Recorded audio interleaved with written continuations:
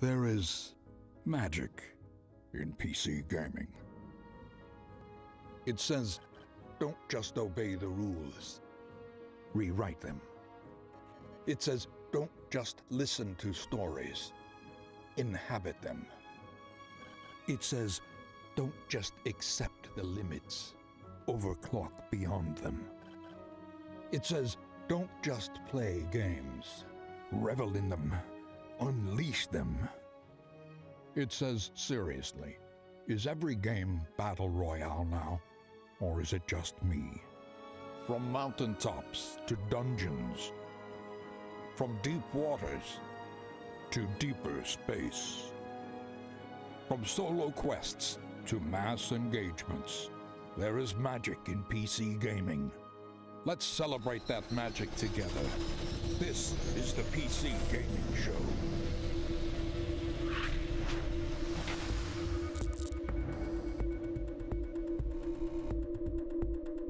And now your host, Sean Plott. Oh, hello to everyone online. Hello to everyone at the Will Turn. Welcome to the PC Gaming Show. Yes. My name's Dana, and I'm your host today. I am delighted to be here. We have a fantastic show for you this afternoon. First, to all of you who came out to the Will Turn, thanks for joining us. The Will Turn is just a beautiful venue here in Los Angeles. To all of you online on Twitch, thanks for joining us. To those co-streaming partners, hey as well, I'm talking to you, Dropped Frames, great to have you here. And of course, to all the wonderful sponsors that help make the PC Gaming Show come back again for the 4th straight year. Now, good on you. Now, I'm not the only host here this year. I have my co-op partner up in the balcony. It's Frankie Ward joining us today. How's it going, Frankie? Hey, Sean. I'm going to be up here in the balcony with a bunch of creative new PC games coming your way. From Warfare's latest update to some offbeat indie gems. Frankie, we are so excited for the show to get started. We have over 30 games we're going to be looking at across the next 90 minutes. So let's get it underway. Our very first title is from Coffee Stain Studios. Their game has absolutely massive construction as well as automation. Let's take a look at Satisfactory.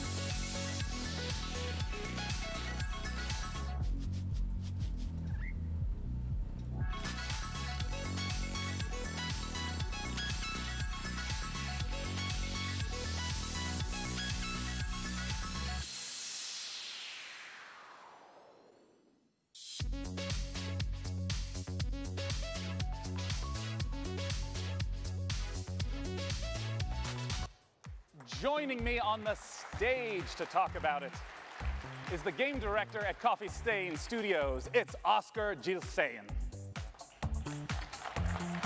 Come here, Oscar. Welcome to the stage. Thanks for joining us today. Thank you. Now, Oscar, I just want to begin right away by asking, what is Satisfactory all about? Satisfactory is essentially about building these huge automated factories. So you play as an engineer that's been sent from Earth to this alien planet, and you're going to build this enormous machine. It was hinted at the end of the trailer there. Yeah. And to build that, you need a whole ton of parts, which you need to build machines that will make them for you.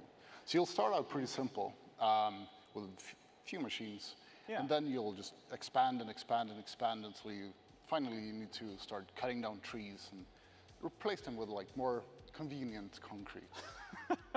And you know, for people who haven't played this type of game, can you give me an example of what producing a more advanced resource might look like? Right. After a while, you'll need to create something more advanced, like a computer, for example. And at that point, you'll have some copper stuff set up, your wires and cables. But to make plastic, you need to get some oil. So you need to go out and you need to find this oil, build some oil pumps and oil refineries, and set up a transport with self-driving vehicles between the outpost and your factory. Yeah, and I want to talk about that scale because there's a lot of games where you build a house or a small town. How much area are we talking about where all your factories will exist? Oh, this factory will grow enormous. The main part, which will probably be the biggest, will start spreading more and more and more. Or in some cases, we'll have players just building these massive, tall buildings with factory floor upon factory floor. But including the resources that you need to gather from basically all around the map. Yeah. So you'll have vehicles driving all over. Now, I want to ask about the first-person perspective because these types of games typically are top-down. Why first-person? We wanted it to feel like the player is the one building the stuff. Yeah. And when you've built a bunch of stuff, you can see these enormous buildings, structures towering above you. But also when you go out and explore, you'll be the one, like, you go through the underbrush and in the jungles and whatever. I mean, in the trailer, it even looked like there's a lot more to explore, like different environments and biomes. Yeah. The map is, we made a point to make it big and varied. Yeah. And it's about 30 square kilometers in size, so it's kind of enormous. Wow. And, one final question. I saw multiple engineers there. How does multiplayer work? Oh, it's a co-op game. So you'll start up a server and play with your friends. Great. Now, tell us, how do we get our hands on this game? So we got a closed alpha planned in the coming months. So you can sign up for the alpha at satisfactorygame.com. And then you'll know. Well, great. Oscar, thanks for joining me on stage once again. That is satisfactorygame.com. Now, up in the balcony, Frankie, I understand you have our very first indie title of the day. We do indeed, Sean, because here's something we love about the PC platform. It's such fertile ground for creative ideas from small teams. NeoCab is an emotional survival game set in the future about gig labor, tech disruption, and the experience of being a driver for hire. Perhaps the last of your kind. From the brand new indie studio Chance Agency, let's watch the first gameplay trailer for NeoCab.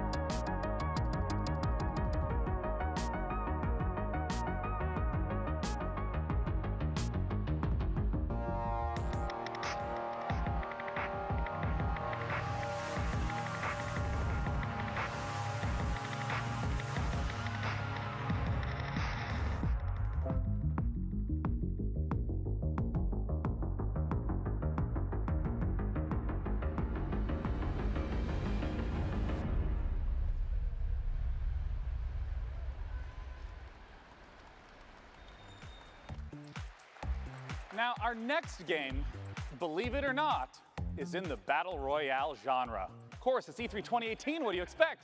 We have several Battle Royale games we're going to be talking about today because the Battle Royale format is very simple and very flexible. Players play in an ever-shrinking space until there's one last standing. So developers have already been doing all kinds of different explorations of what this could possibly be. And our very first Battle Royale game that we'll be introducing today has up to 1,000 concurrent players. It's from Automaton Games. Let's look at Mavericks Proving Grounds.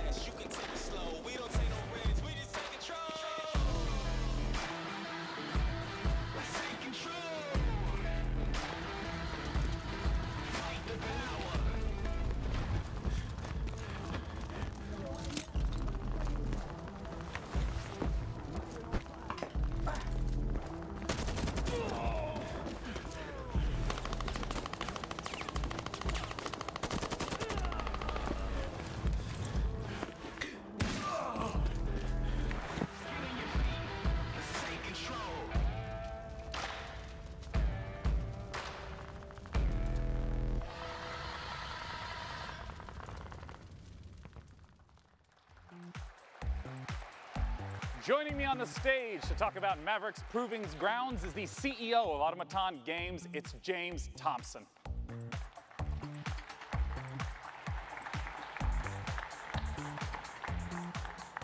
James, welcome. Thanks for joining us. My pleasure. Now, I want to immediately ask, what about Mavericks Proving Grounds distinguishes itself from other Battle Royale games? Yeah, well, as you said, it's a very popular formula, and you know that last man standing kind of game type is incredibly compelling by itself. But Mavericks is really about depth. You know, we've already talked about 400 players before, and we're sort of super excited today to talk about our 5-man squad mode being 1,000 players. But really, it's about depth as well. It's about the fact that that environment is even a bigger step, the simulation and those elements sort of combining together. Yeah, I want to zoom in right on the 1,000 players aspect. How does that really shift the dynamic from the, say, 100 that we're typically used to? Well, it's really about combining scale with the depth of simulation. So the fact that together, what you actually have is a landscape that means you're making decisions off a lot more information. Yeah, I mean, because you hinted at that twice now. Like, what do you mean by there's a lot more information in the environment for players to process? So take a concrete example, right? So let's say a player's walking through the map, they'll be leaving footprints, they'll be displacing foliage, like grass bending. But siege-style gameplay in houses, that's like a lot of destruction systems that sort of together make the map much more of a dynamic environment. It's like a recent history of who could have been here. Yeah. I want to ask about what more is in store for Mavericks Proving Grounds. I understand that this has a lot more out-game features than someone might expect. Yeah, so it's not just that session-based gameplay. You enter the game through the capital, which is our sort of persistent social hub. So we draw from the MMORPG side of things. It's really it's a full world, not just a map. You know, so it's got a persistent game type side to it too. Yeah. But really it's about bringing this all together into something which makes a much richer MMO experience. Now, where can people go to find out more? Well, we've just launched our site right now. So if you're interested in signing up for the closed beta, you can do that now at mavericks.gg/closed-beta.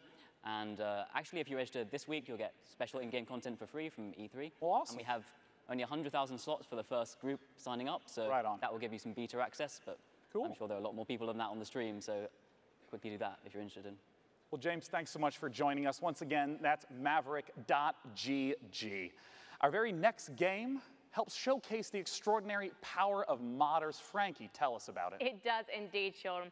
On PC, we don't just play what's given to us. We mod games to make our own experiences. And for many developers, modding is a way to turn a hobby into a career. The Forgotten City is the perfect example.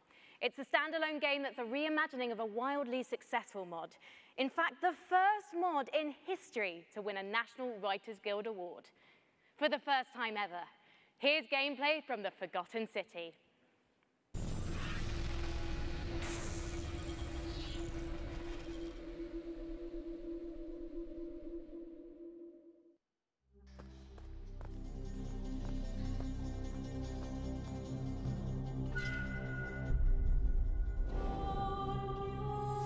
I'm so sorry you had to find me like this.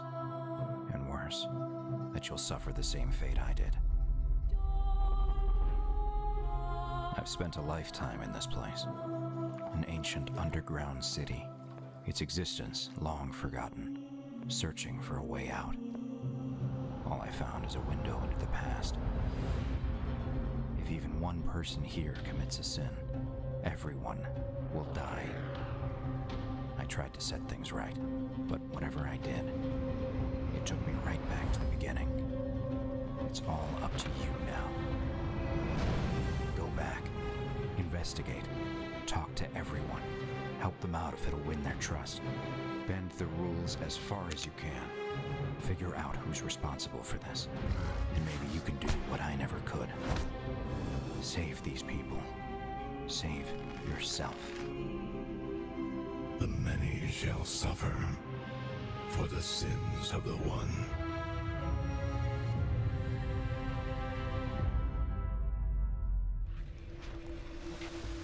Coming up on the PC Gaming Show, what's next for Killing Floor 2? And an unannounced game from Tripwire Interactive. And now your host, Sean Plott. Our next game is a blast from the past. It's not a sequel or prequel or remake, but rather an entirely new game altogether. Let's take a look at Stardoc's Star Control Origins. Long ago, the Singularity formed, its creators uplifted into something beyond our understanding. These beings, now known as the Lexites, left Earth, traveling to multiple planets in our solar system, before vanishing altogether. This is why we are here. Welcome to Star Control, a state-of-the-art international space agency tasked with the exploration of our solar system and the defense of Earth. Here reside the world's brightest minds and greatest technology, brought together by a strong curiosity to discover the unknown. Help us pioneer the future. Join today.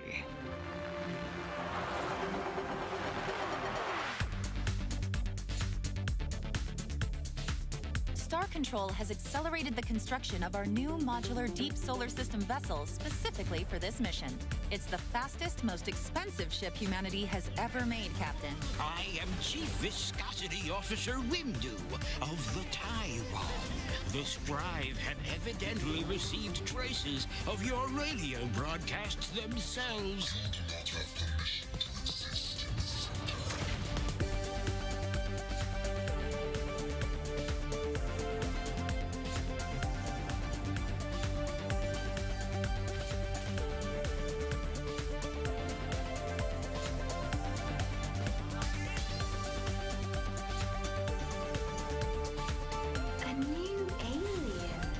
Delightful new spaceship. You must be humans. We've heard so much about you.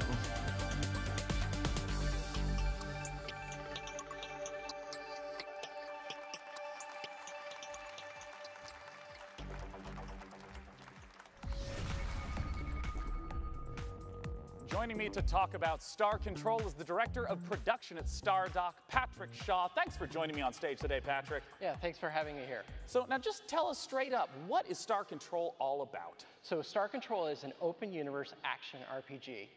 You can visit dozens of aliens, hundreds of different stars, thousands of different unique planets, and you can land on each and every one of them. And when you're driving around the planets, you can jump over canyons, blast critters, and then you can venture out into the solar system and do ship-to-ship combat with hostile aliens. And I want to ask, since I know that the story is a big part of this game, with it being open world, how do you make sure that the story still stays as the focus for the player? Yeah, so we're really excited about the story that we prepared for Star Control. It's funny, it's creative, but also has some dark, sinister side to it. However, what we're very proud and very excited about is we have an infinite universe. That is, we are fully simulating the entire universe at all times. So even if you're on some podunk little moon in the corner of the universe, the aliens are still moving around the universe, doing their own thing, exploring and interacting with each other. So it's not just like at a planet there's the same town whenever you visit it. It depends on how the simulation has driven it forward. Right, exactly. So this infinite universe is the glue that connects my story, my adventure, to the larger open galaxy. That's awesome. Now, I know modding is going to be a big part of Star Control Origins. How does the modding work? So what's your favorite science fiction show? Probably Firefly. Yeah, so what would you think of making Firefly Season 2?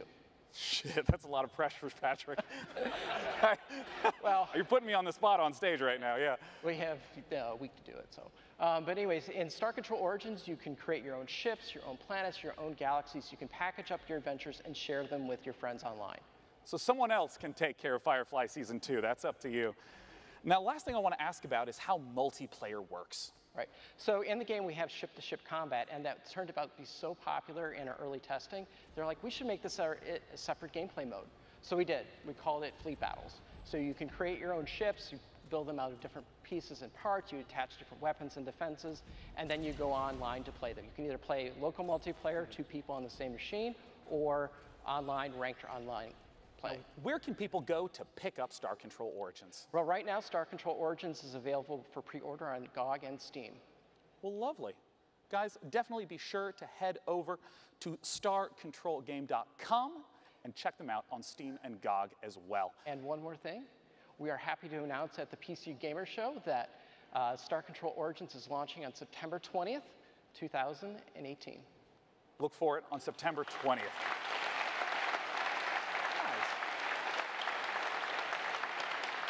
Now, our next game was PC Gamer's favorite game from E3 last year. It is Hunt Showdown from Crytek. Let's take a look at what's coming for Hunt Showdown just after E3.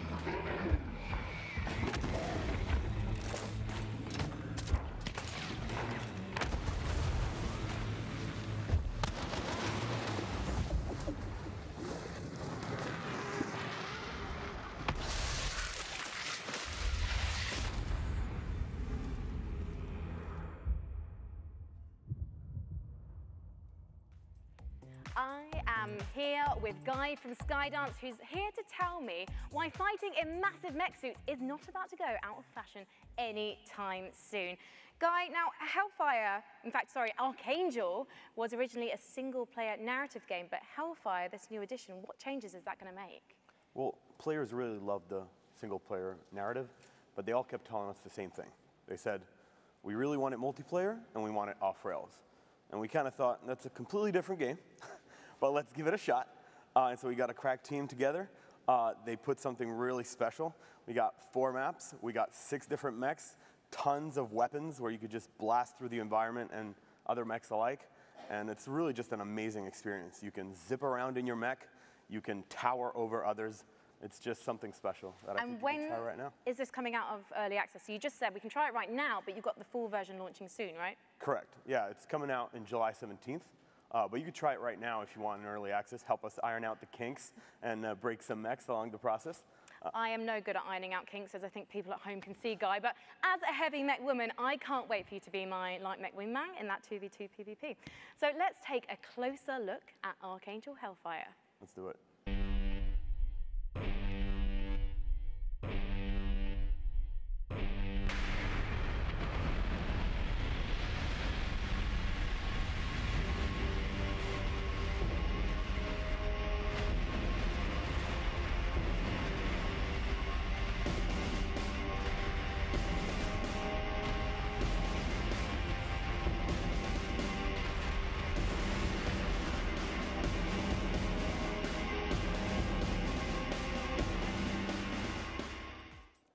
Our next title is one I've been looking forward to for quite some time. It's from the makers of Sherlock Holmes, and it's a delightful looking Lovecraftian mystery.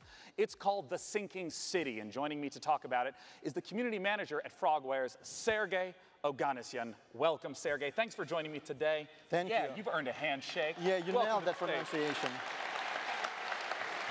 I love that you lie to me so kindly. You know, I want to ask right away, The Sinking City, you know, there's a lot of open world, third-person type games. What makes The Sinking City different from what a player might expect? Well, I mean, The Sinking City is an open world action investigation game inspired by Lovecraft. And we believe that these three elements already make the game pretty unique. And you know, when I say that you can be a detective in a world, in a supernatural world full of mystery and, you know, cosmic fear, like, I really mean it, because investigations are really at the core of The Sinking City. Yeah, I mean, I know there's a lot of games in the open world genre that are focused on action, but you say investigation is at the core. What are investigation mechanics? What does it look like? So the first thing you should know right off the bat is that we are not going to offer any hand-holding for the player. We will not give you any clear objectives in your diary or, you know, markers on the map telling you where to go or what to do. It's actually up to you to figure that out. Instead, we will give you information, you know, hints, evidence, like clues, crime scenes to examine, like people to talk to, suspects to question. And we will ask you in return to use your wits and your intuition to, you know, experiment with your findings, you know, maybe like find a way how to progress. And what you should also know is that finding these clues will not only help you understand what's going on and, you know, get a better understanding of the world and its people, but it will also help you maybe change the course of your investigation.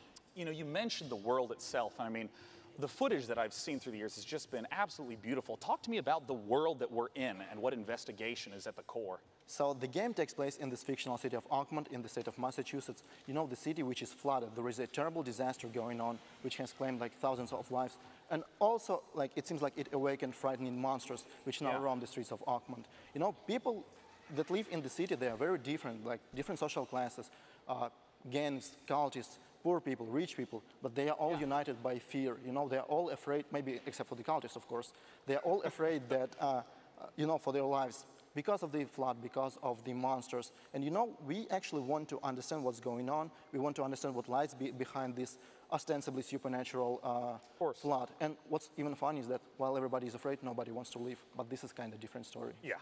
Well, I mean, we've talked a little bit about the story world and how it's inspired by Lovecraft. What about the game mechanics? You've mentioned the sanity mechanic in the past. Indeed, we do have a sanity mechanic which directly impacts gameplay. You know, when our hero is under a lot of stress, when he sees like something supernatural, something disturbing, or even when he's making choices in the story which he's not comfortable with making, you know, he will begin to lose his sanity. He will start to have hallucinations, he will start to hear distorted sounds, which will allow the player to understand that something is actually going wrong. Maybe we need to, you know, step back and do something about that. As of right now, we're still fine-tuning this mechanic because we are still looking, you know, for this sweet spot between impact on the gameplay and impact on the story. Since we're almost out of time, I still just have to ask, what are the sweet monsters that we're going to get to see in the game? Oh, we have different kinds of monsters. We have different kinds of archetypes, you know, with different abilities. And, you know, we actually give you tools. The game is not about fighting monsters. Investigation is the core of the game. But we give you tools to defend yourself. So we give you weapons, we give you skills, we give you even certain, like, traps. In return, we ask you that you make a decision, because the game is about making a decision. Ammunition is scarce, and you will have to adjust your tactics accordingly. So I know a lot of people have all sorts of questions about what the game is like. Where can they go to find out more information? So if you're hungry for more, you can always follow us on Facebook, Twitter, and YouTube. This is where we post our updates regularly. Facebook, The Sinking City Game, YouTube, Frogwares. So go there, and like, this is definitely the place to go if you want to learn more. Well, I'm super excited personally to see how it turns out. Thanks for joining me on stage, Sergey. The Sinking City. Now, Our next game is a PC title that has only gotten better over the last few years, and I'm always excited to hear what they have in store. Frankie is up on the balcony with the developers of Warframe. Talk to me, Frankie. Well, we all know the PC is home to some of the most devoted communities in gaming, and one of the best undoubtedly belongs to Warframe. Last year, the game got its first open-world update, Plains of Eidolon, and the next epic cinematic quest is called The Sacrifice. And we've got the exclusive launch trailer for you.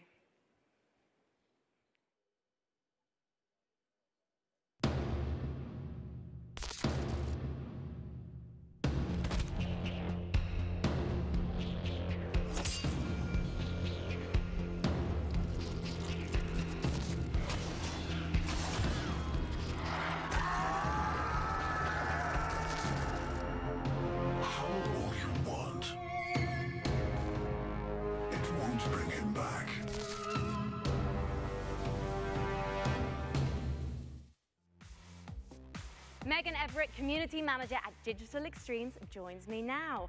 Megan, tell me more about The Sacrifice. So The Sacrifice is the latest installment of our cinematic quest. It continues a story that we started in The Second Dream, continued with The War Within, and then Apostasy Prologue. So at the end of last year, we kind of shattered some hearts and left them with a bit of a plot twist, and I'm not going to spoil it for people who want to maybe catch up. But what I can say is that, obviously from the trailer that you saw, the wait for Umbra, the 3-year wait to the Umbra Warframe is finally over. The creepy guy at the end of the trailer there, Ballast, plays a pretty big role in this quest. And again, not going to spoil a lot, but I can say that it's coming this week on PC. And you guys are actually currently waiting, well, as well as the update, you're working towards TennoCon right now. Yes, so it's going to be another big year for us, and I'm really excited for it. Well, let's take a look at last year's event to get an idea of what TennoCon is all about. What do you think the mega reveal at Tenno Live is going to be? Can you tell me anything about this Umbra thing that's maybe going on or whatever?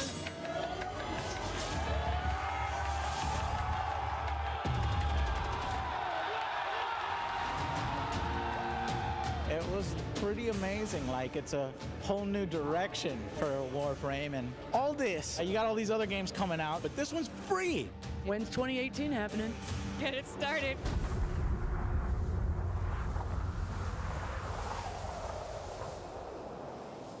Given that the community knows you as Auntie Megan, oh God, it must be huge for you to be at TennoCon.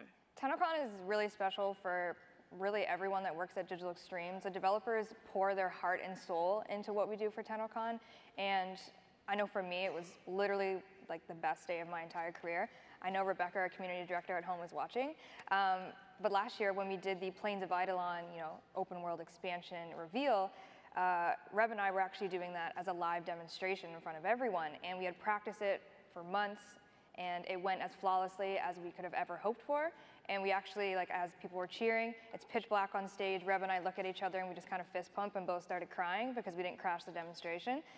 So if you watch Tenno Live this year, if you're there, you can definitely probably count on some tears and some emotions because it's a really big day for us. So basically, bring tissues, right? Bring tissues for yourself, for me, for everyone involved, because there will be some tears probably. But if you can't get to TennoCon because unfortunately it is sold out, how can you watch it online? So on twitch.tv/Warframe, you can definitely check it out. And PC Gamer is also hosting as well on their Facebook and Twitter.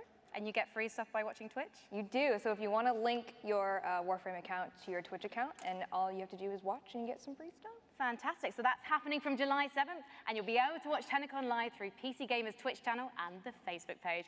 Thank you, Auntie Megs. Sean, it's over to you. Thank you, Frankie, and thank you, Warframe. The next name is one I grew up with, Sega. They've become a prolific publisher of Japanese games known for their fully featured ports, especially beloved by this guy on the left. Sega's bringing shining resonance both to PC and console the same day, and Shenmue is going to be coming later this year. They have all sorts of games coming up. Let's take a look at what Sega's got in store.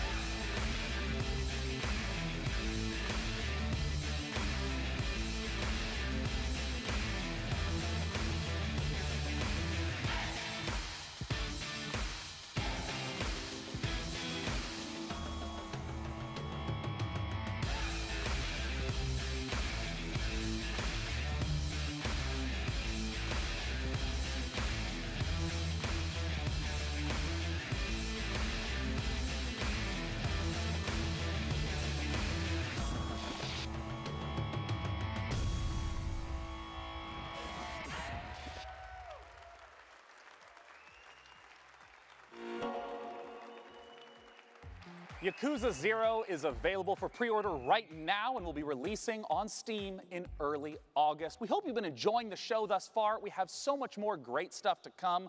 Let's see what's coming up at this year's PC Gaming Show.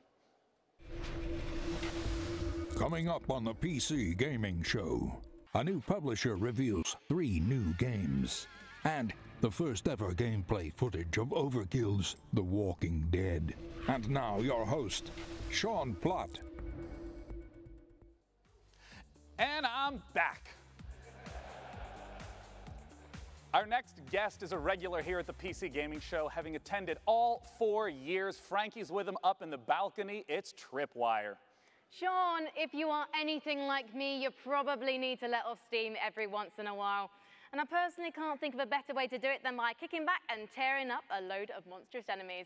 It's kind of either that or pushing the office photocopier out of the window, and I, for one, prefer the option that keeps me and everyone here in a job. With that in mind, I am thrilled to welcome Bill Monk from Killing Floor 2 back to E3. Hi, thank you for having me. Got a lot of fans in the audience, Bill. Listen to that applause. Yep. They all want to know what the latest from Tripwire and Killing Floor 2 is. Yep, we've been really busy working on Killing Floor, and we got 4 major updates that are coming out this year. The first one we dropped in March, and we're getting ready to drop the next one really soon. Coming tomorrow, Bill. What's involved? Yeah, so we're bringing the summer sideshow back, but this time we're mixing circus freaks with steampunk in a really fun, exciting way. And we have a really cool new system that we're adding. It's called the Weapon Upgrade System. And with this, there's 73 different weapons that we have in our game, and each one you can upgrade it and make it viable for late play. So it really adds a lot of creativity to your loadout. So I'm really excited to get that in people's hands. So you can make your boy guns big. Yeah. Good. Well, thank you so much for joining us today, Bill. Let's take a look at the trailer for Treacherous Skies Summer Sideshow.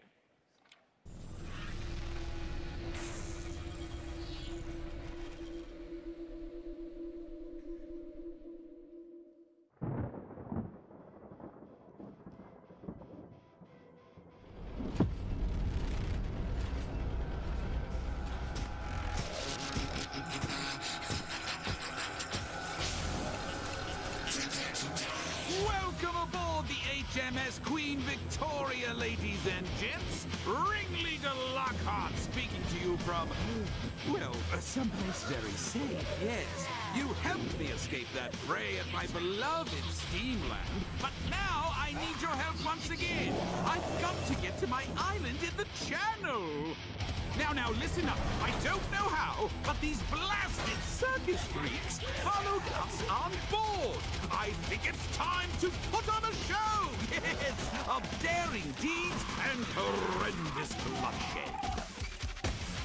Oh, for me, my mechanical children have turned against me. Blasted traitors! Careful, lads, they're tough. Even removing the head won't put these rebellious robots down. But take heart, lads and lasses. I have invented some new toys. The Doomstick. 4 barrels are better than 2. The Static Strikers. A shockingly stylish set of gauntlets. And the M99 Sniper Rifle. And finally, there's a last-minute addition to the crew. Watch this woman go. Seems Mrs. Foster negotiated her way on board and is set on giving Zed You won't like me angry. the business. And remember, we'll see you on the airship. Fossey, joke for you. Optician says my eyes are okay. I say, then how do you explain my husband? Now, as is tradition, the content that you just saw will be available tomorrow, including a free weekend for PC this weekend. Definitely check it out with Killing Floor 2. But that's not all that Tripwire has. I have the president of Tripwire himself, John Gibson, on stage. John, welcome back again. Thanks, Sean. Pleasure to be here. Now, I understand that Tripwire is stepping into also doing publishing. What does that entail? That's right. So, Sean, it's really challenging for developers right now. With the thousands of games that are coming out every year, it's really hard to get noticed. And then you have the traditional publishing deals. So we're giving developers fair deals. We're going to be helping them rise above that noise so they can get noticed.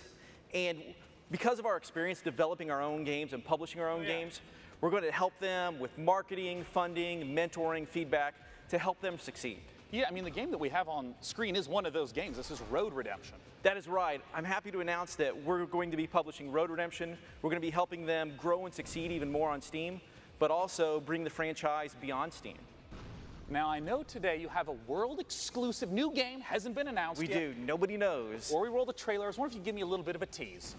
Yeah, so we're working with the team at Blindside Games, and they're led by Alex Quick. Oh, yeah, right. So if you're familiar with the Killing Floor universe, you know Alex Quick was the modder that created the original Killing Floor mod, which Tripwire worked with Alex to bring commercial. And then Alex went off, assembled his own team, made the game Depth, which was sharks and humans fighting each other, very, very successful. And now it's come full circle. We're working with Alex again, and we're going to bring his all-new game to market. Well, let's take a look at it right now. World-exclusive new upcoming game from Tripwire.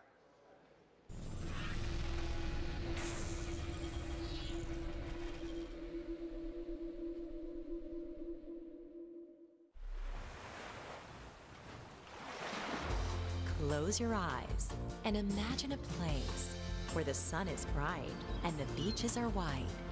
A place filled with southern charm, where the water is as warm as the welcome.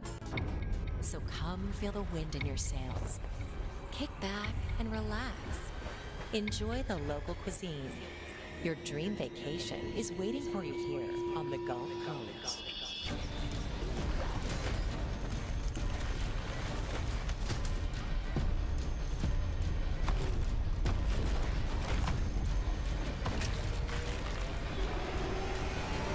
Go to maneatergame.com now to book your vacation. Operators are standing by.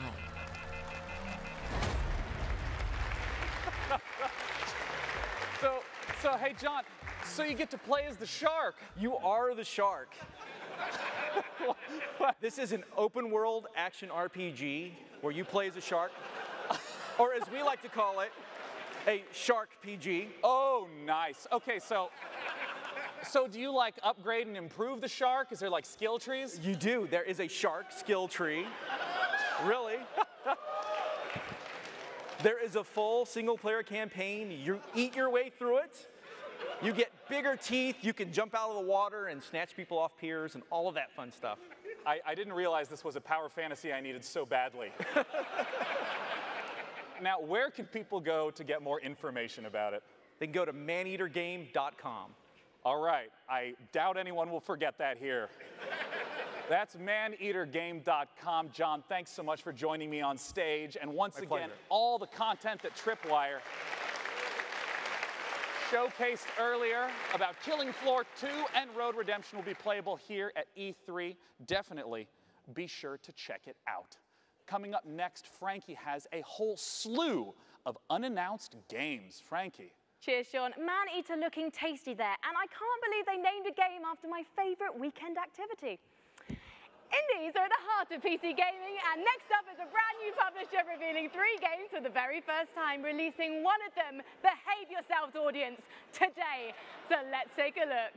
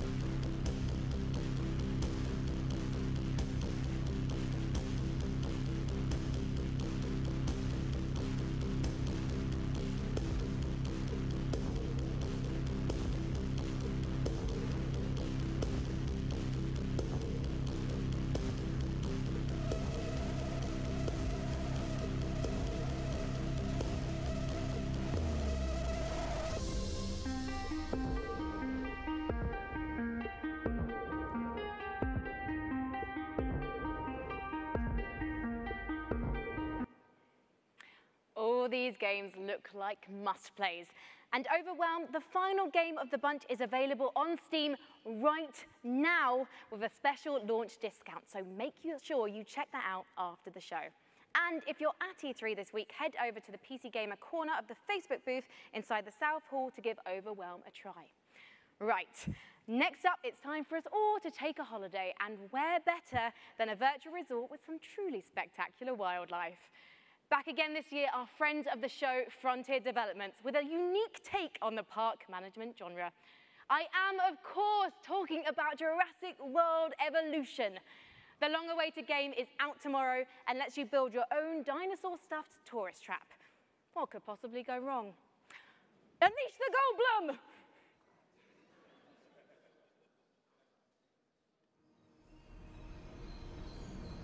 You think that things are going to turn out differently, huh? Well, the ones before you did too. Because they believed that they were in control.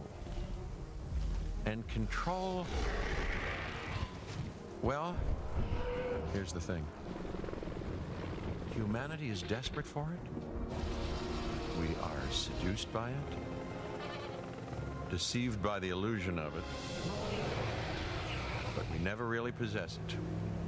Because if there's anything that chaos theory has taught us, it's that nature is on its own course. And when we interfere, when humanity tries to put nature into orderly boxes, chaos destroys them. And what makes us such unique creatures is knowing the scope and power of what we're up against and still believing that we can win.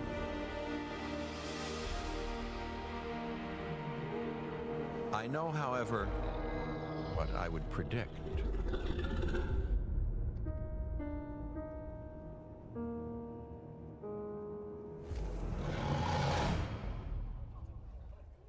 I am so excited for that game. Our next title is from Insomniac, who've been making amazing games for years, and they're going to try to take their expertise and answer the question, how do you make an open world game in VR? Let's take a look at their upcoming game, Stormland.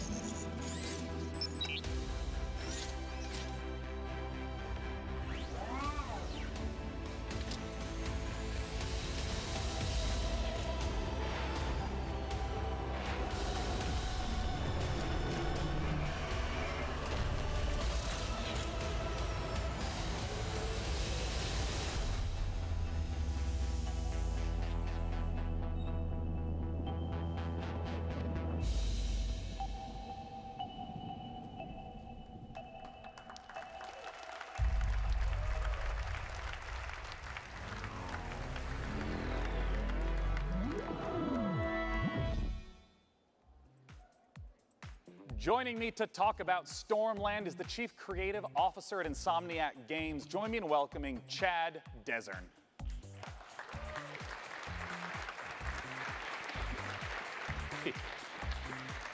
Hey, Chad, welcome to the stage. Thank you. I want to start right away and ask, what is this game all about? Well, in Stormland, you play as an android gardener, and an entity called the Tempest uproots your habitat and shatters your android body. So you've got to travel to a civilization above the Thunderheads to repair yourself and save your friends. And I want to ask what open world means in VR. Well, for us, it's about giving the player the ability to explore the world freely with a set of android movement abilities that are designed to give you complete agency. Yeah, because that's always a huge question I have is how does motion work in any VR title? Yeah, well, in Stormland, you can do things like fly just above the slipstream with your outstretched android hands. Yeah.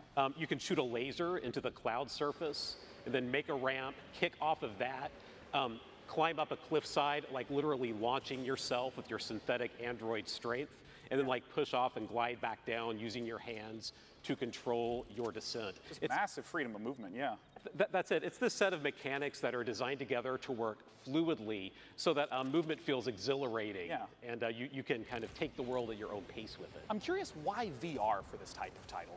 There are a series of things that we're doing with Stormland that we could only do in VR. It's about the expressiveness of having tracked head and hands and how we use that for combat, how we use it for movement, even things like scavenging technology to attach it to your body. Like you look down, you get a new piece of tech and you attach it right into your arm. And then, suddenly you've got the ability to harness electricity or cloak yourself or all kinds of different cool android abilities. I mean, the art is just beautiful in the footage that we've seen. I wonder if you could talk to me a little bit about the world and what it means for it to be ever-changing. Yeah, that's a really good question. So that entity called the Tempest rearranges everything every single week so that we present the player with new playgrounds of movement and combat and scavenging, and you never know what you're going to discover. So every single island you find has the potential to hide an enemy stronghold or a network of underground caverns or brand new tech to scout. That's awesome. Yeah. Now, I got to ask, where can we go for more information? Well, you can stay tuned by watching the Facebook and Twitter with at Stormland VR, or you can check us out at insomniac.games. I'm really looking forward to it. Thanks for joining me, Chad. Once again, oculus.com/Stormland for more information. Frankie's up in the balcony with our next absolutely gorgeous-looking indie title. It really is, Sean, because next up we've got a first look at a new game from publisher Raw Fury, a neo-noir detective drama featuring a Paris cabbie who finds himself drawn into a world of crime. Sacré Roddy Bleu. Yes, I speak French. I can't wait for this one, so let's take a ride with the trailer.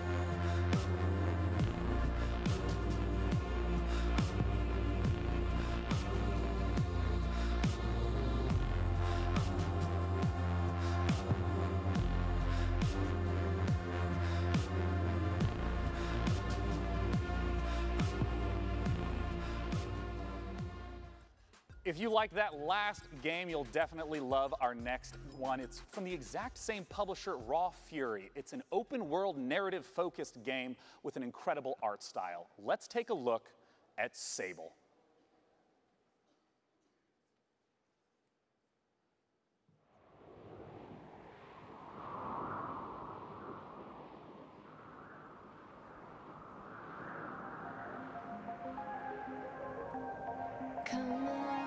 to me, show us the way.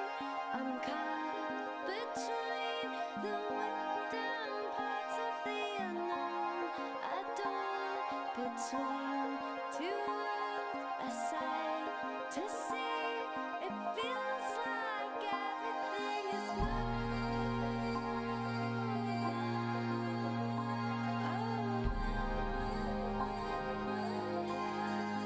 Feels like it is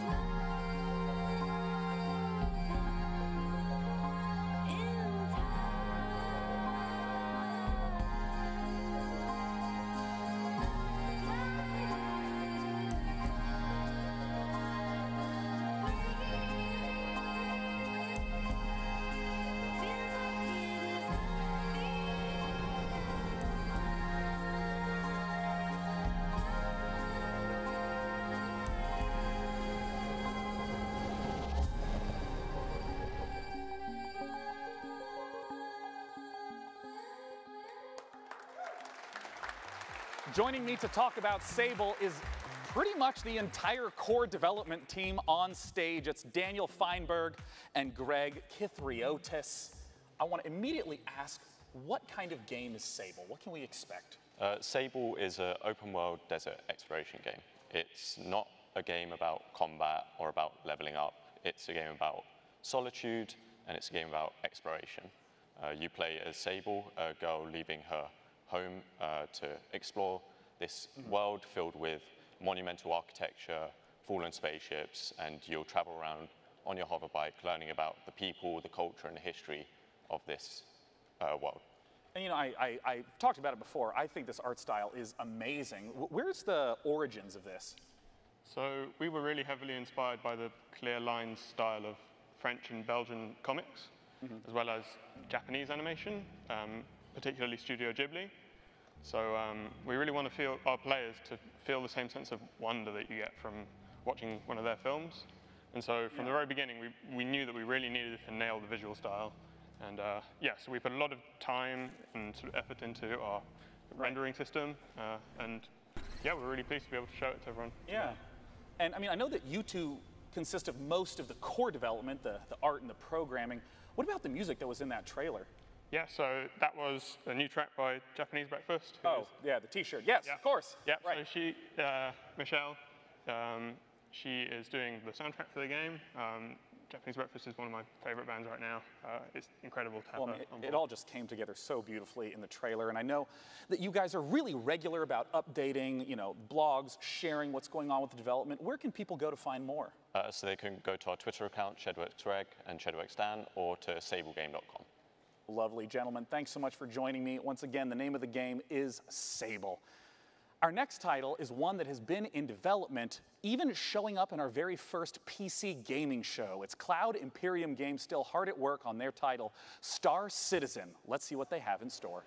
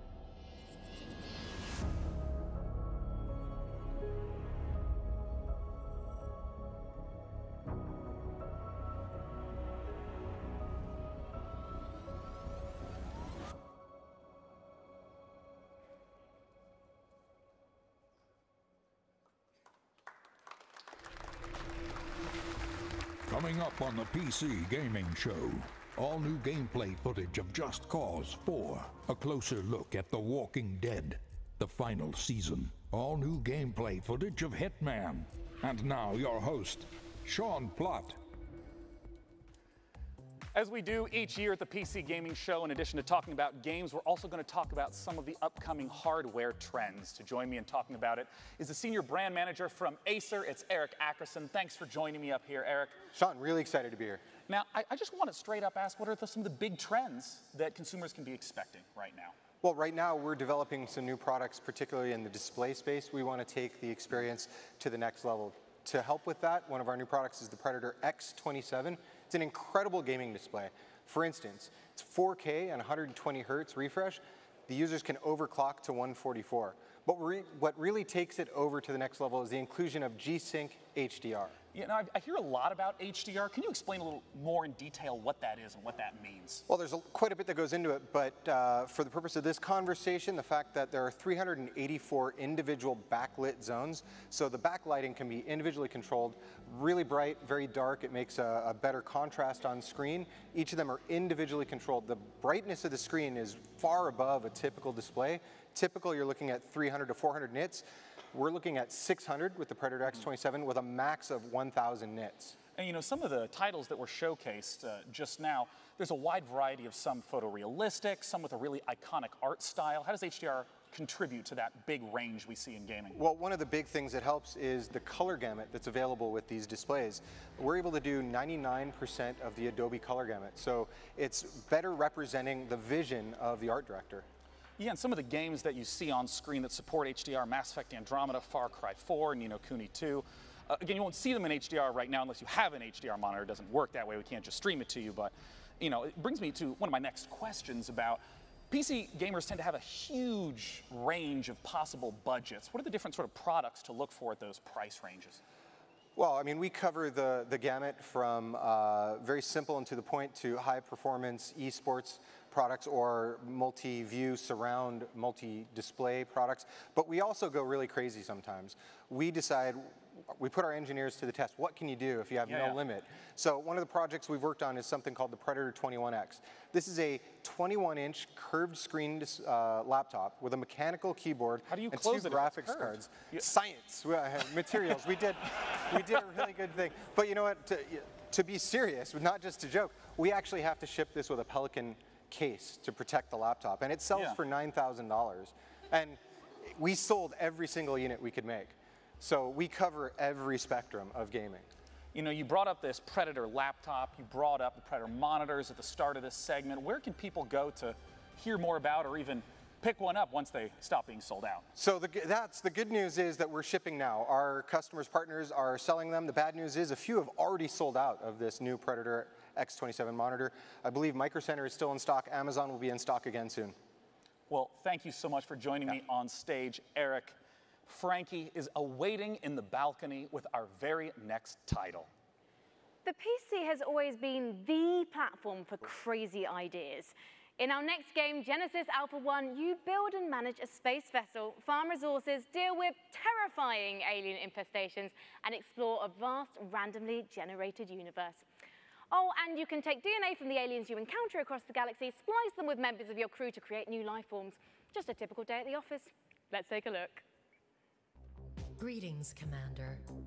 You have been sent to Quadrant Alpha 1. The mission is to find a new home for the crew on board of this ship. Expand your ship and explore the galaxy for resources and interesting new life forms. Feel free to experiment with DNA and alien abilities to maximize crew efficiency. Ready your weapons.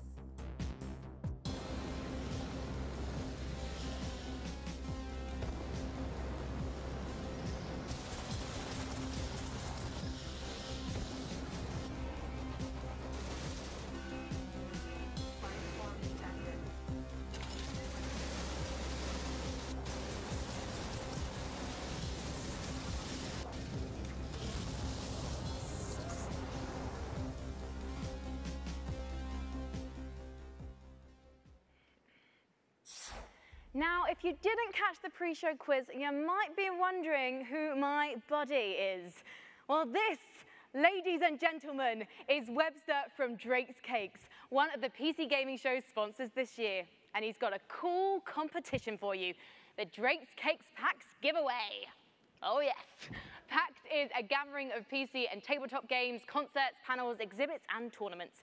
It's like a 4-day LAN party, festival, workshop, and concert rolled into one. The very lucky winner will enjoy a trip to PAX West, including 2 tickets and a free trip to Seattle. So if that's you, hit me up on those dates, because I am free.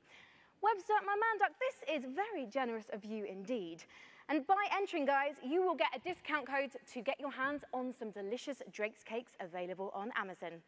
And if you're at E3 itself, don't forget you can meet Webster in person at the E3 Concourse Walkway, where he'll be giving away Drake's swag and tasty treats all week. So if you see him, give him a fist bump on my behalf. I'll take one now. Thank you very much, Webster. So if you have ever dreamt of spending a weekend knee-deep in one of Earth's best gaming festivals, visit pcgamer.com/Drake's Cakes and enter now for a chance to win and hang out with Webster. All right, Webster, all this hosting has got me a bit peckish. How about we look at a trailer for the next edition of Clay Entertainment's beloved survival series, Don't Starve, Hamlet.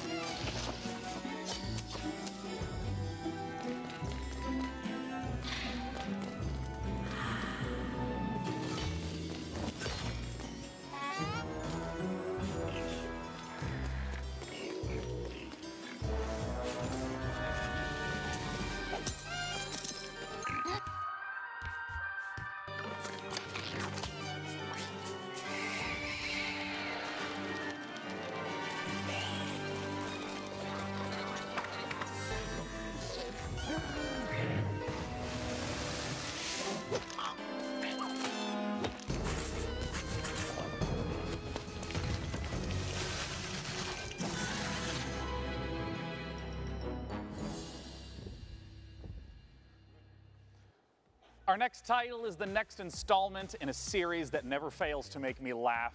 It's Just Cause 4, and they have a brand new engine to bring the level of delicious insanity one notch up. Let's take a look at what the Apex engine in Just Cause 4 can really do.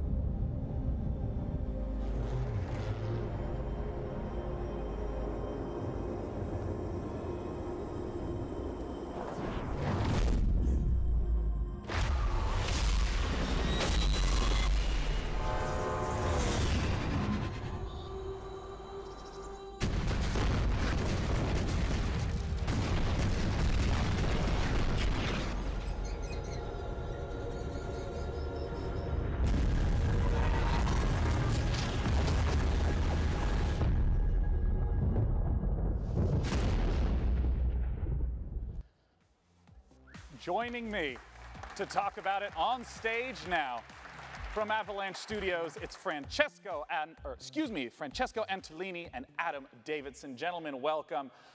Talk to me about the tornado. It's fantastic, isn't it? So it's a very nice piece of tech. It's not just beautiful, but thanks to Apex, it's also a bad boy that actually works. It's fully physicalized. Yeah. This means that it's roaming the world, wreaking havoc, and it's not just like a background piece. It's actually impacting the world before you. This is just cause, man. You go there and you play with it. Yeah. You know, throughout the trailers that I've seen, it seems to be a lot of different environments that are available throughout. Can you talk to me about those?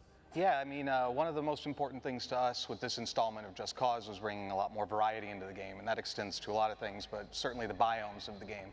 So instead of one kind of region of, like, say, southern Italy, like we had last time, now you have lush rainforests, deserts, grassland, and even alpine biomes, all of which, you know, are rendered beautifully with the new Apex engine.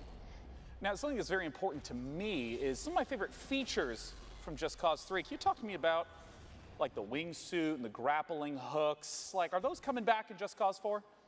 Everything you love from Just Cause 3 is back. Good. But Good. everything is also just better. There's more to do, more to discover. For example, the grappling hook is completely customizable. The combat model has been completely reworked, redesigned, enhanced, or new weapon, new enemies, new AI. We've got extreme weather that interacts with grappling hook and parachute. The wind that we saw from the tornadoes, is it just like basic wind effects also get incorporated as well? Again, it's just cause, so nothing is just an effect. So if there is wind, it's physics and acts with your parachute, grappling hook, and the rest. Yeah. Well, where can people go to get some, we'll call it first-hand footage of what Just Cause 4 can deliver? They can check it out at justcause.com/E3 and for 3 days.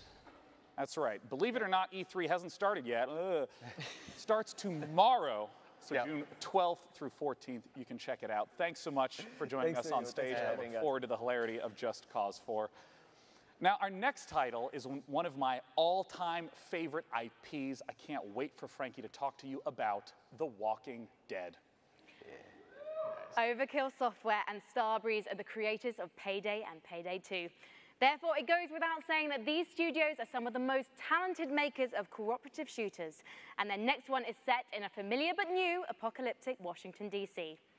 Here's the first gameplay footage for Overkill's The Walking Dead, and keep your eyes peeled for the release date at the end.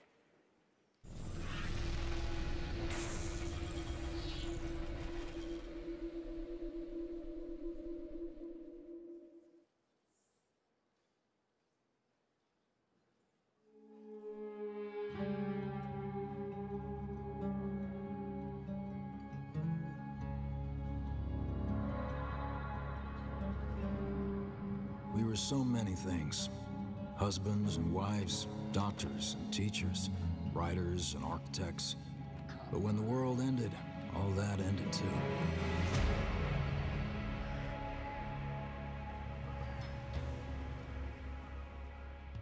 Every day we fight for more than survival. We fight to build a new life.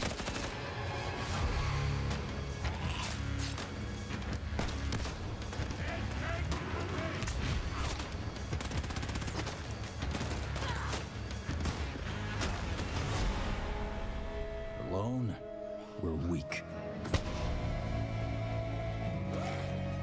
But together, we might stand a chance.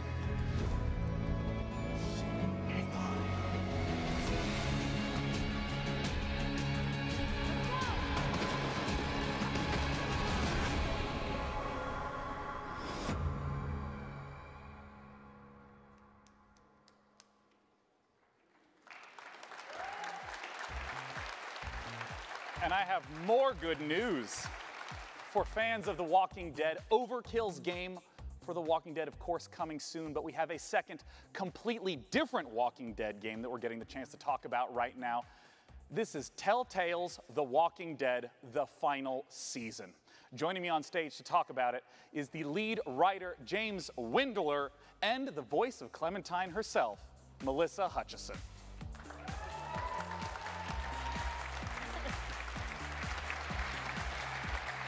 Sean, thanks for joining me on the stage. Our pleasure. Thank you. Now, I want to ask right away for, people who've played through the first 3 seasons of The Walking Dead. In terms of the gameplay, what's some of the familiar and what's some of the new? Okay, so for people who don't know Telltale, we are a story-based company. We focus on narrative. We've had our roots in the old school point-and-click adventure games, but we've developed our own cinematic style and almost a signature mechanic, like our choice wheel.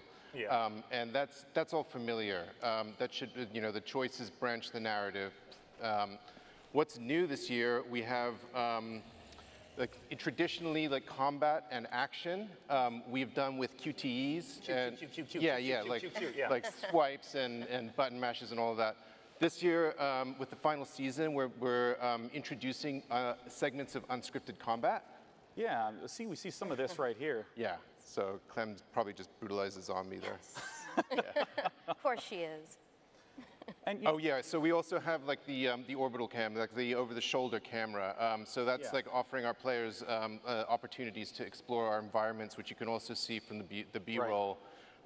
Is like they're looking really, really good with this graphic black art style that we're employing. Yeah, because in the previous games it was much more of a directed camera from scene to scene, but now you can really sort of explore the environment on your own. Absolutely, yeah, and yeah. Now I want to ask about the story. I mean, Telltale games always have that as the central feature. Where does The Walking Dead, the final season, start off? Okay, so it starts, Clementine has been on the road for a long time. We are post-time jump in the comics. She's been on the road. She's traveling with AJ, who is an orphaned boy, who is the closest thing that she has to family. But they're reaching the end of it. They are like running out of steam on the road. It's like proving to be untenable.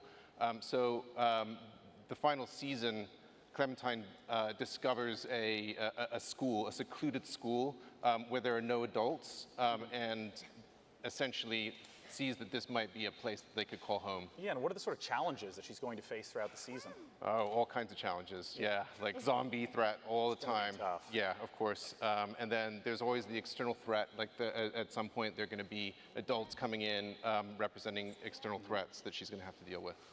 Now, Melissa, I want to ask what your experience has been like, because it's rare to have, a voice actress journey along with a character in a multi-year journey. I mean, how long ago was the first recording that you did? Well, it was 2012, but we might have even started in 2011. I don't know. We're not going to do math on air. Yeah, That's we're not always doing a math. bad idea. That's not happening right now. It's been a long time, and it's not only just playing one character. It's actually been aging with her, growing with her, and falling deeper and deeper in love with her, and starting as this young child who's, playing as Lee, it's your job to protect her, and then organically moving through all these seasons, and now you're playing as Clementine. I mean, really, this is a fan-driven game, so this final season is for the fans, and you're going to be playing as Clementine and protecting AJ, and this is just near and dear to my heart. And how do you feel about the fact that this is the end? Well, I mean, it's bittersweet. I'm super sad. I'm super psyched. Of course, it'll be sad to end her journey, but I'm really looking forward. Obviously, I'm surrounded by talent with Telltale Games, and I have no doubt that the writers and the creatives are going to crush it. So, sad but happy? It's all very confusing. I'm a very confused human right now. Let's just put it that way. Well, I'm someone who's played through all of the Telltale Walking Dead games. I'd love to know when the final season is coming out. August 14th. We ship August 14th, and it's available for pre-order right now. Be sure to check it out. Thank you so much for joining me on stage today. Once again, that's thewalkingdeadgame.com, or you can find it on Steam as well. For our next title, Frankie, we're going to head back to you on the balcony. Next up, have I got a treat for you. Coming straight out of Finland from Nolla Games, it's a magical action roguelike that asks, is that a wand in your pocket? Or are you just trying to kill me? Don't let the retro art style fool you. Noita is set in a procedurally generated world where every pixel is physically simulated. Let's take a look.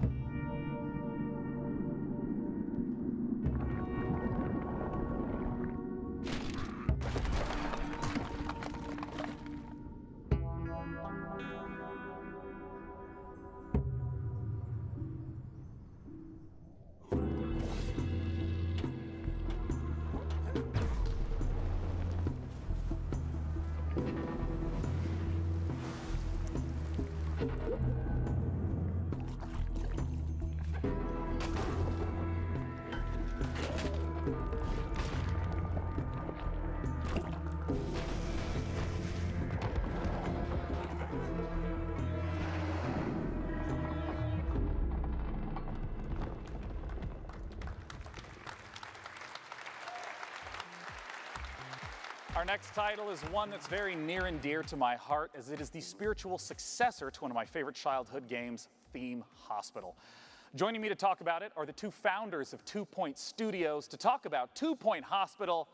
Join me in welcoming Dr. Webley and Dr. Carr.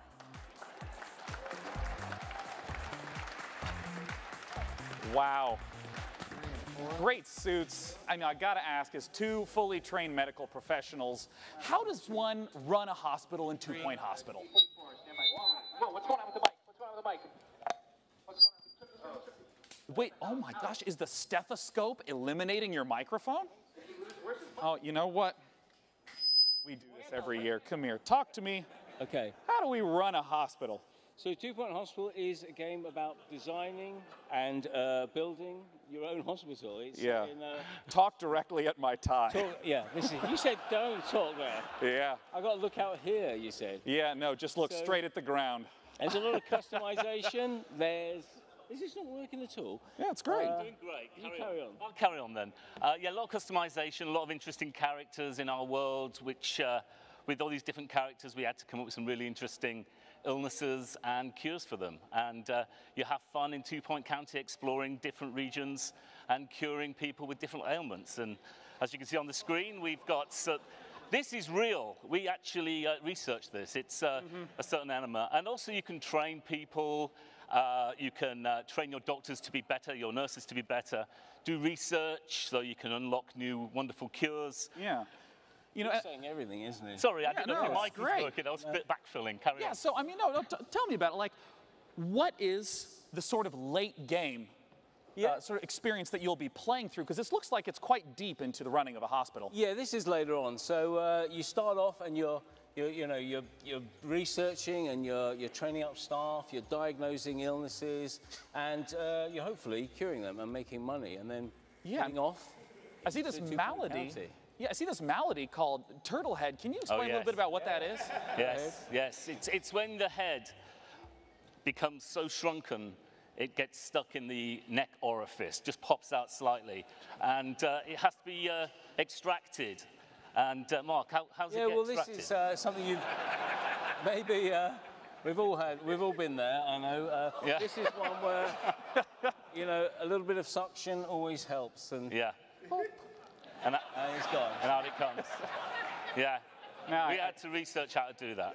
That's actually a real illness. It is. North It's real. England. Now, I had to ask about something that I think every young man has to deal with at some point. What is a monobrow infestation? Yeah. Well, monobrow is follically enhanced. Yes. Problem. We've all been there. Yeah. I haven't. No. Okay. But it needs to be diagnosed and cured pretty quickly. If it doesn't, it'll fester, and you might shed a bit of hair.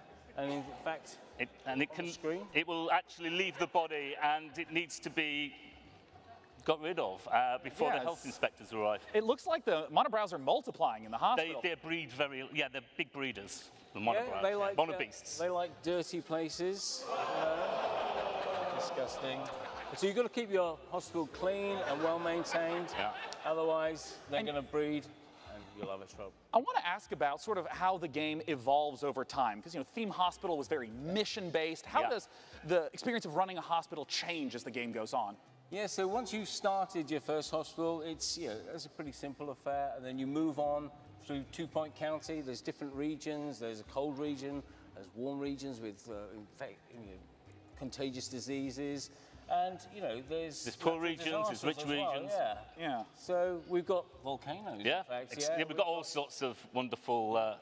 Weird effects can happen in different parts of the world. So you might struggle to manage your hospital empire because a volcano went off nearby. Yeah, it's about spinning plates, isn't it? You've got everything set up nicely, and then something happens. Thrown at you. So. Well, I'd love to know more information about when 2 Point Hospital is coming out. Well, we're coming out to fall, and you can check us out by going onto our Steam page and hopefully wish listing. Yeah. And we're coming later in the year. We're told to say that. No. Well, I'm personally, again, really looking forward to it coming out. Thanks so much for joining me, Doctor and Doctor. Thank you. Talk about 2 Point Hospital. Now, our second Battle Royale game of the afternoon takes a fantasy RPG-esque bent, and you may have even seen it getting streamed on Twitch in the previous week. Let's take a look at Hi-Rez's Realm Royale.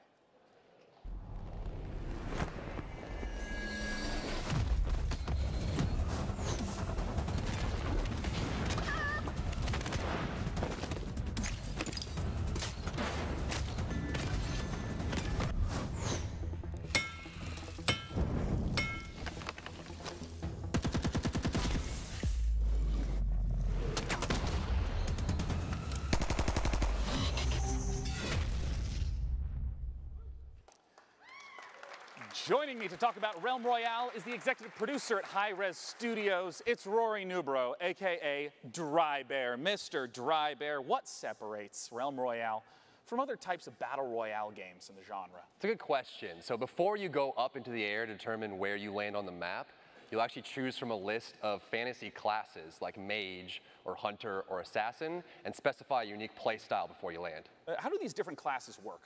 So the engineer will be more about bunkering down, putting up shields, putting down turrets. The assassin will get behind the lines using stealth, use a sniper rifle to take out targets. And the warrior will just jump in there throwing axes and being crazy. And, you know, in some of the streams that I've watched, it also seemed like there were abilities, not just the loot and find stuff. Can you talk to me about how the ability mechanics work? Once you choose a class, it'll come with a set of abilities, and you'll actually be upgrading these during the match, but it specifies your play style. And so as you're looting, abilities as well as armor and weapons will come out of the chest. Okay. You'll start equipping that and determining the play style you want, and so you can just really specify. And you know, you mentioned this a little bit. I've seen it on stream. Talk to me about crafting in the game. I mean, how does crafting work in a game where there's a constantly shrinking play circle? We're really excited about this. So strewn across the map, there are places called forges. And so once you go to the forge, you'll collect shards from disenchanting loot you find as you're going about. And you'll use these shards to start crafting legendary gear, very powerful pieces that everyone will want. Yeah. Once you start the forge, a smokestack will appear above the forge, and everyone comes over to It's like fight. a mini objective even. Big team fight. So I know that Realm Royale is currently available for free on Steam, but I hear that you have some goodies people can check out that are E3 exclusive. That's right. So free on Steam. We're actually out for less than a week now, and we were already number 4 on Steam charts. And this week at E3, through Mixer, if you stream on Mixer and you're playing, the streamer that gets closest to the Crown Royale will enter into the hype zone, and so everyone will see you you'll be featured on the main page of Mixer, and you'll have a chance to win the Jailbird chicken skin, which is our first piece of cosmetic. It's a little chicken with like a little jailbird, like prisoner outfit, and just box around. It's hilarious. Yeah, and if you don't know the chicken mechanic, seriously, please look it up right now.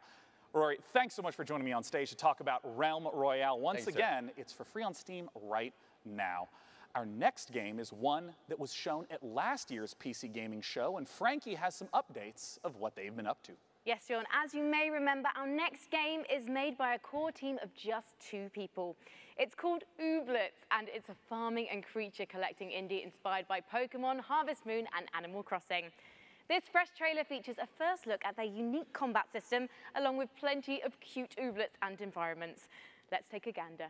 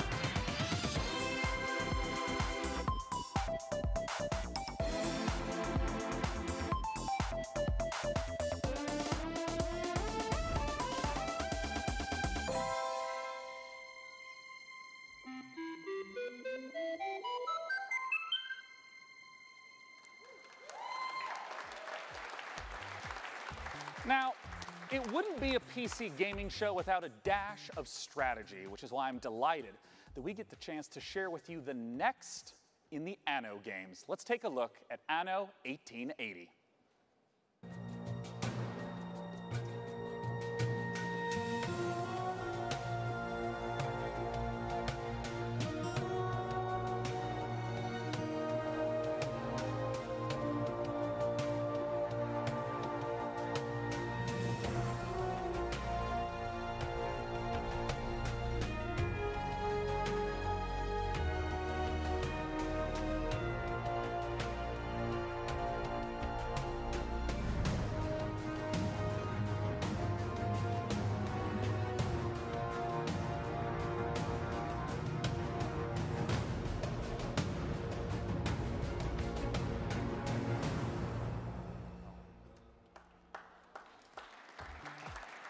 Joining me on the stage to talk about it is the executive producer, Burkhard Rathheiser, and community developer, Bastian Thun.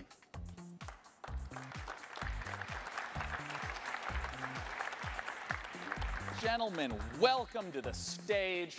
I want to begin right away by asking, for people who haven't seen or experienced the Anno series, what are these types of games like? Yeah, well, Anno 1800 is a PC only real-time strategy game, and it's kind of mixing city building together with economic simulation and naval warfare.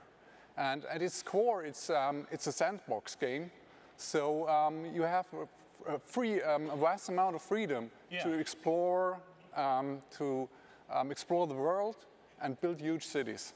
And I wonder if you could talk to me a little bit about why the choice of the 19th century for this game. Well, the 19th century, it's such an interesting and rich era. There was so much happening in this era. So we had two industrial revolutions.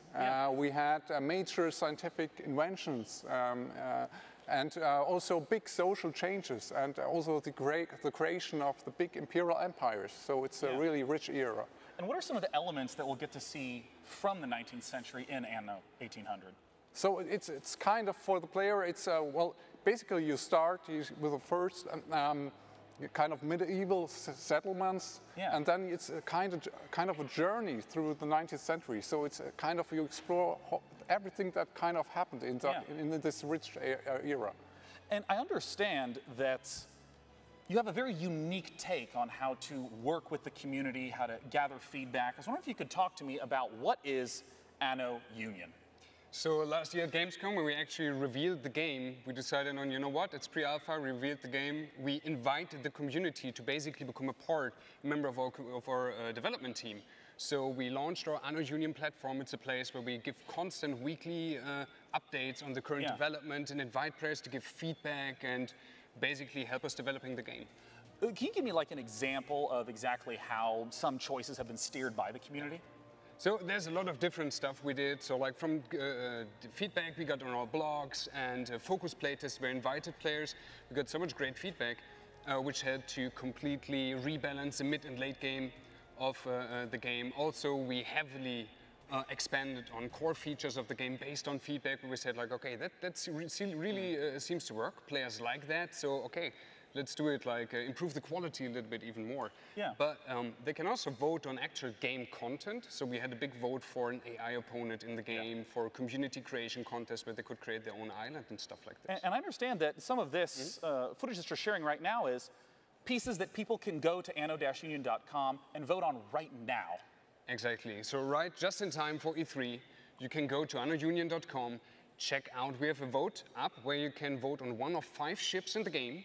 And that's only the first stage, because in the second stage, we will allow you to design your own ship variant. So the winner of that first vote, then you can hand in your own design nodes, drawings, 3D models, whatever you like. And the winner of that contest will actually make it into the game. Now, where is the website that people can go to again to get the most information right now?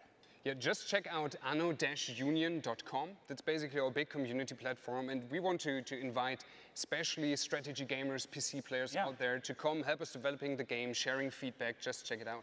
Well, gentlemen, thank you for joining me on stage to talk about Anno 1800.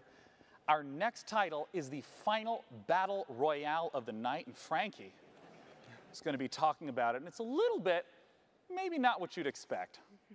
Publisher TinyBuild is known for discovering distinctive indie developers and bringing their quirky ideas to the fore, with Cluster Truck, Speedrunners, and Hello Neighbor among their catalogue of hits. And now I'm delighted to be able to bring you the world-exclusive reveal of a game developed by Galvanic Games in cooperation with Explosion. Inspired by the Cyanide and Happiness webcomic, Rapture Rejects is Battle Royale as you've never seen one before, ladies and gentlemen, believe it or not. Top-down, isometric, cartoony, and basically bonkers. Let's take a look at what happens when the man upstairs makes an epic fail and only beams up the bad people. Introducing Rapture Rejects.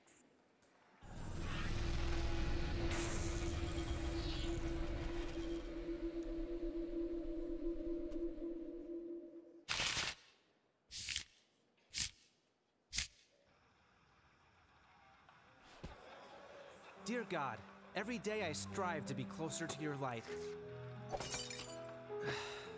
I pray that when Judgment Day, that most holiest of days, comes upon us, when you bring all the good people to heaven, that I may live in eternal glory by your side. Amen.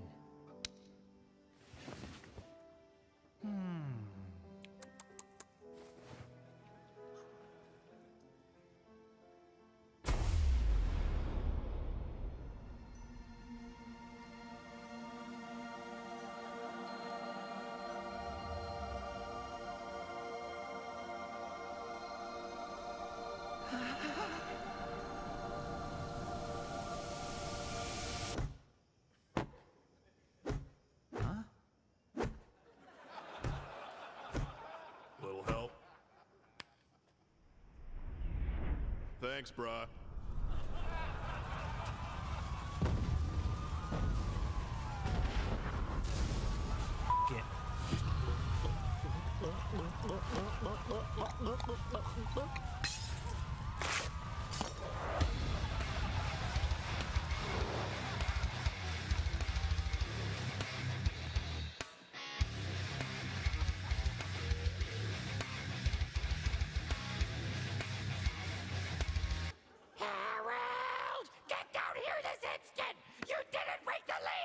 Smell you later, you old bag.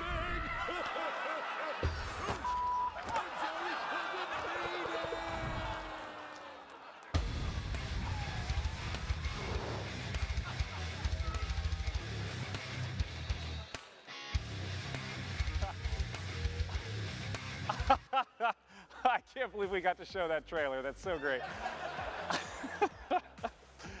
Our final game that we will be showcasing this evening is from perhaps the most famous stealth action franchise in gaming, the Hitman series. Let's take a look at a brand new trailer from Hitman 2.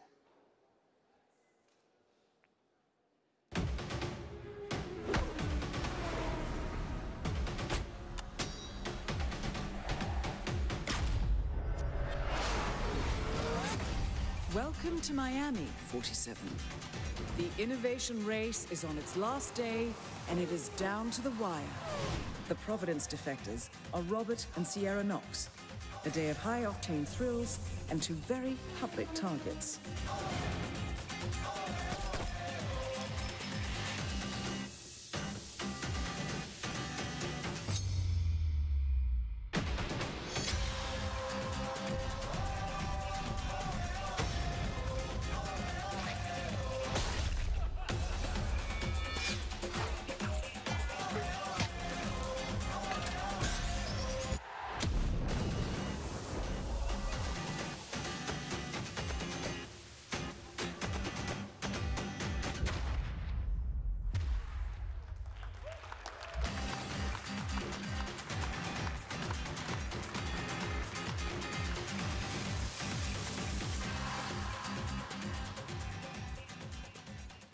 Joining me to talk about Hitman 2 is game director from IO Interactive, Jacob Mickelson. Join me up here, Jacob. Come on out, we gotta talk. Assassination. Hey, Sean. Welcome, Jacob. Thanks for joining me. I mean, right away, tell me, what is Agent 47 doing in Miami? Well, he's there to pay a visit to Sharon and Robert Knox, who are part of the Kronstadt Empire. And yeah, we all know how that ends, right? Well, given that it's a Hitman game, I have some hints. And, you know, I always felt like in the Hitman games, the environment was so critical, trying to study and trying to understand it. What are some of the elements in Miami that will show up in Hitman 2? Yeah, well, absolutely. Miami is, I think it's one of the biggest events we've ever created in the game. And in Miami, we have, of course, the race as the centerpiece. Yeah. But being this super high detailed sandbox, we also go to great lengths to actually create all the surrounding bits and pieces, like you have here, backstage area. Of course, we also have that in Miami. So pits and paddocks, there's an emergency room, and so on. So all the facilities needed in order for you to kind of make your own way through the mission and take advantage of the locations and all the different disguises and items you stumble upon as you move in closer to your targets. And in terms of the mechanics, I know that there's going to be a lot of the familiar feels, but what are some of the brand new mechanics that are in Hitman? Yeah, some of the new stuff is, for instance, the crowds we saw here in Miami. First of all, there's more than ever. Yeah, huge. We're close to 2,000 people now in the scenes. And on top of that, we also introduced a new crowd mechanic where you can dip into the crowd if you get in trouble. So as long as they are not fleeing or running away, then they're there for you to hide in, so in case you get chased by guards. Another new thing is the picture-in-picture mechanic where you get information about what's going on other places in the level. So if you're setting up traps and stuff like that, you can kind of keep track of where the important characters are. And last but not least, we have the fan favorite, which is the sniper briefcase is back. But this time it's not only for sniper rifles, it's also for all the other things you want to carry around kind of without causing too much attention to yourself. And I want to ask about some of the weapons and the disguises that have been showing up throughout these trailers. Yeah, we go to great lengths. I think the theme of this showing is going to be the fish. It's really, it's a studio favorite. We're having a lot of laughs at that, right?